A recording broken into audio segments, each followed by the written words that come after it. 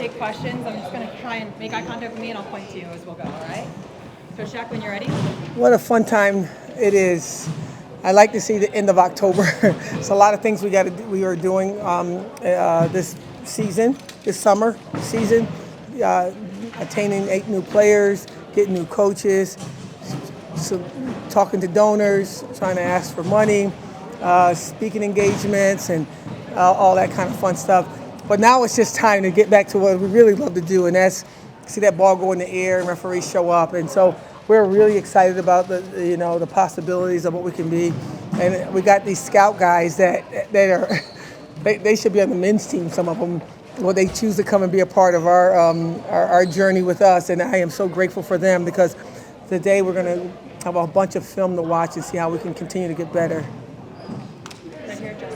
Coach, what are your expectations for this year coming off a bit of a down year after making the tournament? I don't know about down years. Everything is that we talk about is winning and learning, and we've learned a lot of lessons. And expectation is always to win a championship here.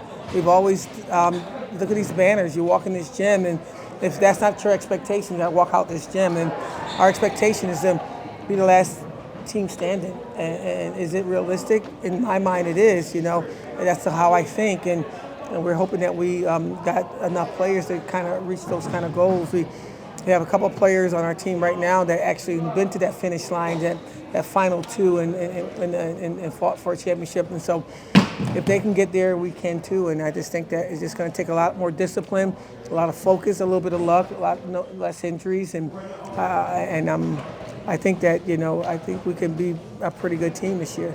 And what were some of those things that you learned from last year?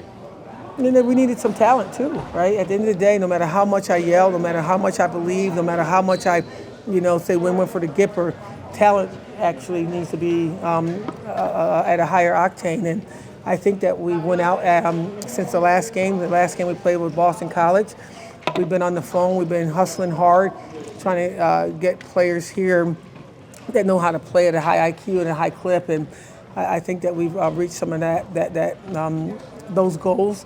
And, practice is a lot more fun. Conversation is not about emotion or energy or, who's on our team, who's not on our team. It's about basketball. These young ladies over on our team now, they're not going to deal with all that palaver, bull crap, drama stuff. They're about basketball. I'm getting calls at 11 o'clock at night talking about basketball.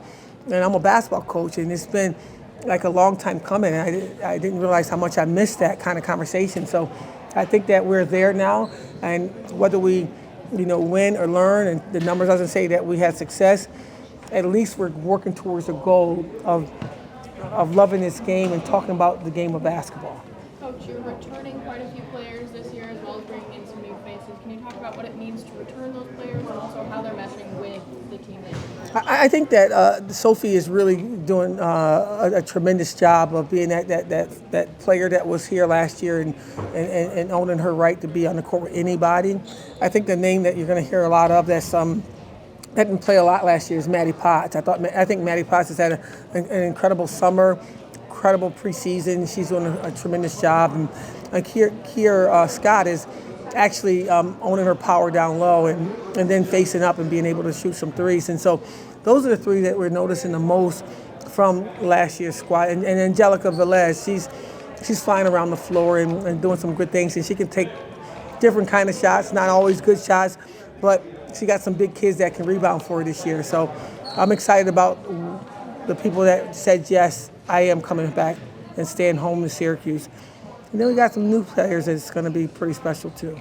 Speaking of those new players, Coach, how did Layla and Dominique come in and establish themselves as captains so quickly? The team, the players select them. They're players selected, and that's a lot more potent, in my opinion, than a coach saying, "Oh, these are the people that's going to lead us," and and everybody got to kind of fall in line, but without 100% belief.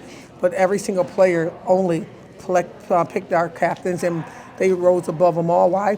Because they ran a mile and a half, and they ran a mile, and they did tremendous. They first ones in practice, and last to leave, come here at 10 o'clock at night. One of those guys are in the gym taking shots, and they're just winners. And they lead because that's who they are. And I'm excited about what the possibilities can be with somebody like Dom, who hasn't had an opportunity to play the game for 4 years. And now she's going to not just be on the team. We're asking her to lead us somewhere special, somewhere that she led Blair Academy when she was in high school. We're saying that we have you got the keys to the Mercedes. Take us somewhere real special. Who are the most likely people to text you at 11 p.m. with something basketball? It could be any. I'm Kier, Shy, Jello got conversations, and it's what's so cool about it. It's all of them. It's a different. Liv got conversations with me on the phone. I mean, they don't. It was easy to infiltrate our team and be a negative person and create drama because, hey, let me talk to this person. Let me talk to this. They're keeping this in the family. They're calling me. They're watching the same game I'm watching, the W, and they're having this conversation. And so it's very difficult for anybody from the outside to come in and try to stir it up in a bad way because they locked in. If you're not talking basketball, they don't have a conversation with you. So I like this energy, and I hope it stays for the duration of the season. What was the recruitment of Dominique like? Did you know her previously? Oh, I did. I know her. I've been recruiting her since 2017. I mean, I recruited her in Buffalo. It was a laughable situation, but I knew this guy named her dad, Darius, and I called and he said, "Oh, coach, she's one of the top 5 kids, and she wants to go west." And I'm like, well, I got on the phone with her. Then she moved over from UCLA to USC. I was still in a situation where I was in the mid-major, and I made the phone call again. And then this time, she made the phone call. And she asked if she can come back home. And it was a lot easier this time. When you got the Block S on your chest, things are a little bit different. You can be the best coach in the world, but the Block S helps you become even better. Coach, for players who've already proven they can score at this level, what's the next step you want to see from them? To do themselves, I was listening to Barack Obama on Instagram today, and he was talking about how you enter a room and you're in the room with all these dignitaries and you put them on a high pedestal because they're dignitaries, but they're just folk, right? They're just people. If you can score against these players on our team, the other teams that's top 20, 10, whatever, they're just folk, right? And do what you do because you do it well. And if they stop you from doing what you do well, then you find a plan B, a plan C. But you don't quit on yourself, or you don't honor them to the point where you fear what you do. And so that's what we talk about to this team all the time. This game is a microcosm of life. Folk are folk, and players are players. Respect yourself enough to give your best effort, because that's how you respect them. Coach, obviously returning a lot of the young talent from last year, but you mentioned you knew you needed to add talent. How did you balance maintaining the culture with infusing talent on the roster?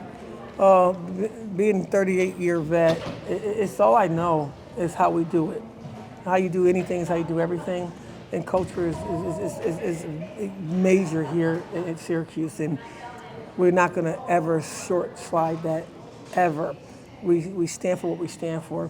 And if there's a couple players that didn't come here, we didn't bring here, that was very high level young ladies, because our administration helped us financially go after anybody in the world. We said no to some people because the culture means more to me than kind of winning games. Because at the end of the day, we're growing 17 to 22-year-olds to be so gifted after they leave here that for 70 years of the rest of their life, they're going to be equipped for the road ahead. I take that very seriously, and so the culture is the culture. The young ladies that we went after and attained understood the assignment, and they know that there's a certain way we do things. Characters first, academics second. If you don't do well academically, you can be a 3.0 student. If you give me a 2.9, you're just as much in trouble as a 2.2 kid that's giving us a 2.1. Your best effort academically is the most important. And I think that we got the best coaches in the country that can bring out the best in the players. So our cab is strong, and these young ladies understand that. Coach, what kind of financial commitment did you get from the university to build this roster? They said they got $5, and they said, you're going to give us 10. So they asked me to ask you all, if it's nobody, it takes a village, right? It takes a village to grow this thing. And so anybody got $7, $8, $10 that can put in the pot, come on. I think Herm would love for you guys to help. I think that we are are a program that our administration really value, and they shared that with us, and not in their voice but in their actions. And I am humbled and grateful for that. And it's enough to get what we have right now. We certainly always need more. We certainly know that the next tier kids are going to ask for more. They didn't give us what Kentucky men's basketball gave them, but you know what? I think this is a community that's going to get behind our program and understand that it takes more than the clap in the stands. It takes more than saying, I hope somebody help. It takes you. It takes you. It takes all of us to really, if you're saying you like the fact that I'm home, you're saying that you want me to have success here, and you've not done anything outside of interview me and haven't solicited finances to help, haven't called me and said, hey, this kid down the street then you're a hoper. And we can't build this thing on just hope alone, right? We're going to need the whole village to step up. So our administration did something. We need more for sure, but we got some cats that really can help us. You didn't see her play well, but this kid named Yusi Isoji, she's a special kid out of Japan, and we went after some really, really big named schools. But once it all kind of fluffed out and the number stopped and the name on the university didn't matter, the people came in. And I think that we can recruit against anybody in the country. And we got a really good kid that's pretty special. And you'll see her play a lot better as we move forward. Coach, you said you didn't know about last year being a down year and being an opportunity for growth and a lesson learned. There were moments of inconsistency, though. What have you learned from that, and how are you planning to adapt to that this year? Oh, don't misunderstand me. I wasn't the best coach ever last year. We didn't have the best talent, nor did I coach well. And the first thing you want to do is honor the fact that you are not perfect as a coach and as a human being. And I take full responsibility of the inconsistency of how I coach, the inconsistency on the three-point shot, the inconsistency on the boards. I think we fell under top 10 in the country in O boards. That's what we put our staple on. That's what we've been for the last 10 years, even through Buffalo. And we didn't own our power. We didn't go after our dreams. We didn't leave it on the line. I didn't coach the game well. Those are the things that I learned. I got to be consistent. They got to be consistent. How do you do that? You show up the same way every single day. And I told my players, hold me accountable. If you see me coming in and I look like I'm tired, I look like I'm not really ready to go, if you guys don't say anything, then y'all don't care. And so if they hold me accountable and I hold them accountable, all we got is a chance. I think that if it's a tie score and we got a chance, I think we can be a successful team. Last couple of questions for Coach. Coach, why did you decide this was the right time to hire a general manager for your program, and how's it been so far? Oh, it's been the right fit. We've been trying for about a year and a half to hire someone to fit what our culture stands for, and it just didn't fit. We had a couple of people come through here that just wasn't prepared to take us to the level where I think we can go at, and we got very lucky with Michaela Walker, who was at Arizona State and played the game at a high level at Wake Forest. She was released from her opportunity at Arizona State. Some people dropped their heads and get into, let me hurry up and get the next job. What she did, she went back to school, and she went and did contract negotiations, and she went to W, and she studied the general manager roles in all the places out on the West Coast, and she brought in a ready mindset.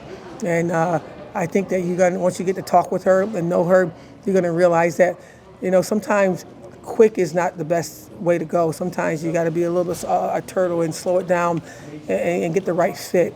And I think we got the right fit at the right time with her.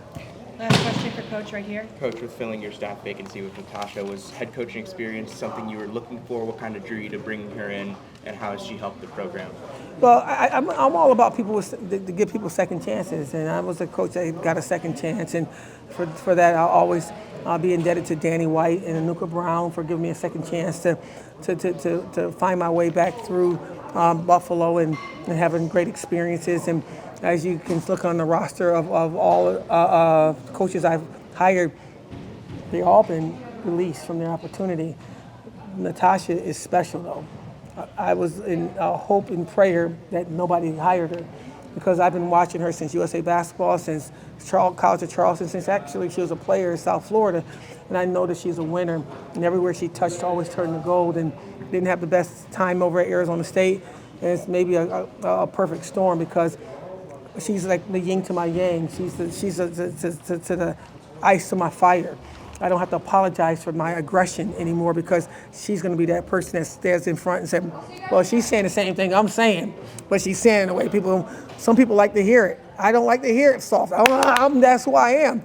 And I think that she and I are going to make a great team. I'm hoping I can keep her for a few years. So, Last question, actually, right here. Coach, I wanted to ask you about the recruiting process to bring Layla over this summer, and especially coming off an injury, just how has she kind of shown you she's ready to play this season? she's just a winner. 72-0 in high school. She went to a Final Four at Texas, went to the Elite Eight. She went to 2 Sweet 16s. And you look at her, she's unassuming out there. You're like, what the heck? You look at the stats, you're going to see 18 points, 9 rebounds, 4 assists. And one thing I'm asking her to do is have some shoulders with that, have some moxie with that, own your power. People already know who you are. Share that with your teammates. Don't let them be an average player because you're the one that got a bigger voice than I do. I got blessed with somebody like her because everybody in the country was wanting her, and I guess she remembered me a little bit with USA Basketball, and I definitely remembered her, and it's this perfect storm. I'm really grateful that she's a part of this team, and now we just gotta get the success that she's accustomed to. Thanks, Coach. Thank you so much for all you guys do for Coach. women's basketball.